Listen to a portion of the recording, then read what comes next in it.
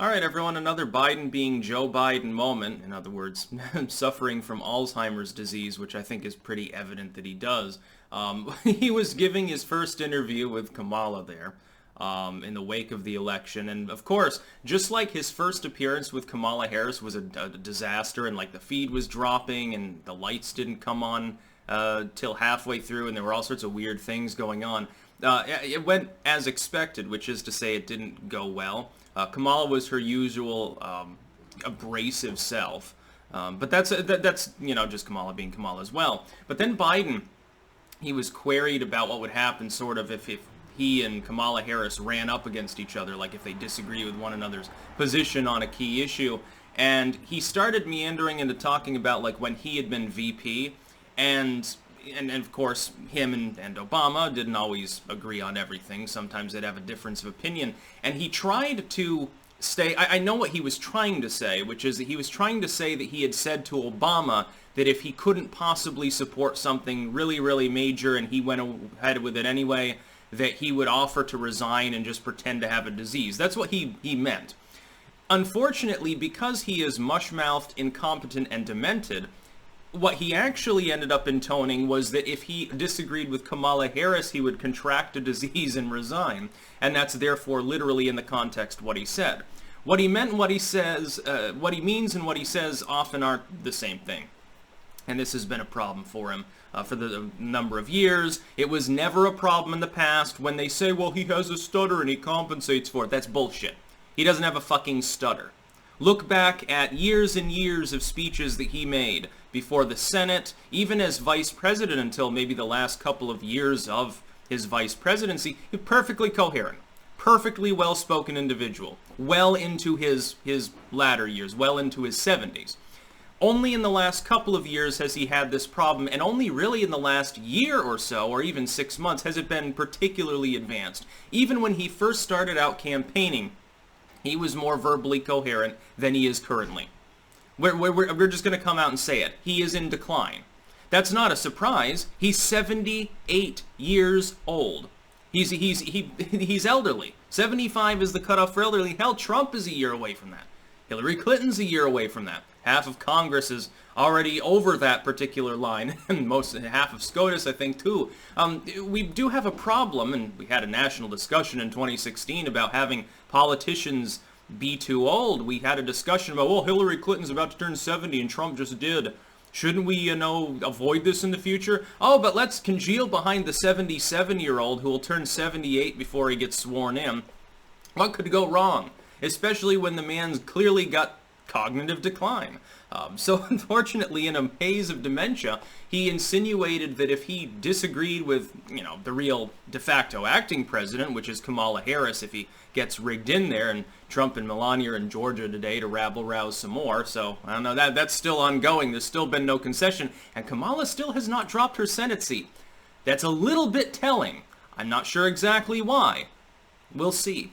What happens is that Joe Biden, because he's demented, the cabal that's behind him basically is using him as a figurehead. He's the comfy sweater grandpa that is kind of innocuous, a little bit boring, a little bit zany at times because he's demented, but ultimately doesn't rock the boat enough to scare the moderates that otherwise would have fled the Democratic Party. So they just said, well, we're going to coordinate him as the nominee, and there was probably rigging in the primaries, which is only semi-illegal, I think, anyway, since the DNC is technically a for-profit corporate entity.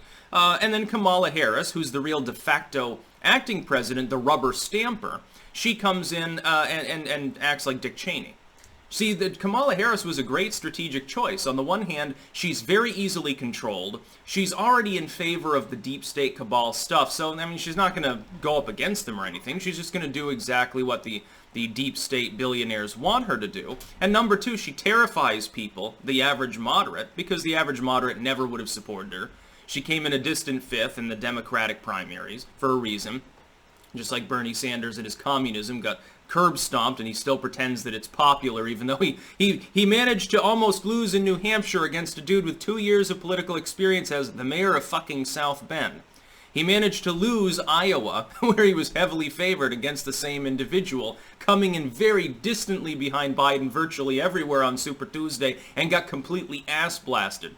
And there might have been a little bit of rigging involved there, but by and large it's just people being more intelligent than wanting socialism. But Kamala Harris scares people Dick Cheney style. Bush did this. I love to explain how this dynamic worked under the Bush admin. Bush was the evil one. He called the shots. He was the big kahuna. The wars were his idea. It wasn't Dick Cheney. But Dick Cheney looked and acted like the sort of person who sits behind the curtain and leers at Bush. Bush is just sort of like the the clown. And Dick Cheney's sort of watching from the sidelines like this. We're going to kill lots of people today. It will be wonderful. I'm going to make so much money for the oil companies. That's not really the case, though. Dick Cheney just played a role. He was chosen very carefully for that reason. He didn't have any other fucking qualifications, did he? Dick Cheney, of all people. What qualifications does Kamala have? A tough-on-crime former DA? I mean, Attorney General with a short stint in the Senate? What fucking qualifications is that? She's not qualified to lead the country. She's definitely qualified to play a role, though. And when the president, which Biden would be, unfortunately, by January 20th, if things don't change, if the president's demented, the people that actually call the shots in the country, the cabal, the multinationalists, Kamala Harris will be the one actually figuring things out. Anytime they need actual diplomacy done with an actual sovereign state, they're going to send her. They're not going to send fucking Joe Biden. He'll be sipping wine with Hollande, and he'll go to the UK, and he'll go, to Canada and stuff to put blackface on with Justin Trudeau, probably. He's not going to be in charge of anything meaningful. He's not going to call any military decisions. Military's not going to fucking listen to Joe Biden. You think they want to listen to that goofy bastard? They're not going to listen to him. No, they listen to Kamala Harris, though. because otherwise the people that use her as a pawn in turn will be very angry. But Joe Biden's just the figurehead. And he's literally demented. By the way, some people are claiming he has an ankle monitor on, which is obviously a joke for most people, because he has that boot on, because he said, well, I was chasing my dog out of the shower, which is a really strange story, and I would probably love to have seen this event, because I'm trying to imagine a naked, Alzheimer's-addled Joe Biden dashing out of the shower, not realizing he's almost 80, and then tripping and falling because he's trying to chase his German Shepherd on a wet floor, and how fucking stupid the dude is. He breaks his ankle. And people are saying, well, he couldn't walk on his own with that boot on if he had a broken ankle. Trust me, you can. I had one of those because I broke one of the bones in my left foot, actually, because the cat that you just saw a minute ago came out. I was coming out of the bathroom, and the cat came out from behind the door as a blind spot. I moved to the side and put my foot way out to avoid it, and I came down full weight right on the edge of my foot, and I snapped the bone. You could hear it. You could feel it. It felt and sounded just like cracking fingers. And by the way, whenever I do that to Liz, crack my fingers and talk my foot, she gets all weirded out, and it's really funny and charming. It hurt like a motherfucker, swelled up immediately. I thought, oh, shit. What am I supposed to do?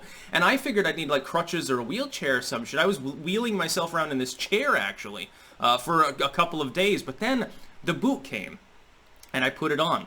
And I could walk around instantly with no pain. I could walk all the way to the fucking Stormback, and I don't know exactly how they work, how they take the pressure off the whole foot to accomplish this, but Jesus Christ, whoever developed it, whoever got the idea of the modern boot that you put on for a broken foot so you don't need a cast or anything like that, is a fucking genius.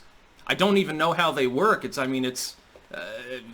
fantastic. So yes, he can walk around on a broken ankle with one of these boots. It's very much possible. He's probably not even in pain unless he moves it the wrong way. So keeping that in mind, there's no ankle monitor. He's just fucking demented. He's crazy. Can you imagine Joe Biden in the White House? He's running around like a little kid chasing his dogs. Now, that story may or may not be true. He might have just fell. People, when they're elderly, sometimes they just lose their balance and fall over and break a hip. I have a feeling this isn't the last time we're going to hear in the next couple of years about Joe Biden getting an injury, and you can probably expect that he'll blame it on his dog every time because it's cute. Oh, he's so nice. He chases his dog in the shower. So sweet. And people cook up these visions of a playful Joe Biden. No, people who are pushing 80, who think it's a good idea to chase a German Shepherd to try to pull its tail on a wet floor, are demented, dude. And if this story is true, it makes me worry more. Because keep in mind, technically speaking, kind of, sort of, if he's sworn in, if the electors vote for him, Joe Biden has the nuclear codes. Now, thankfully, the military, I don't think, would actually listen to him or give him the nuclear football, but weird things happen. Dude, there was one time in the 70s, Carter admin, somebody loaded the wrong floppy disk into a computer connected to the nuclear defense network or something, and they thought that a simulation that was supposed to be running was actually real, and so they thought for a moment that they were going to have to fire missiles at Russia. They thought they were under attack because somebody loaded the wrong fucking floppy disk. These things happen. So you should keep that in mind. Maybe you should have some potassium iodide handy. And Joe Biden should have all of his Alzheimer's meds. Definitely inject that fucker in the ass every single morning. That's about all. Peace out.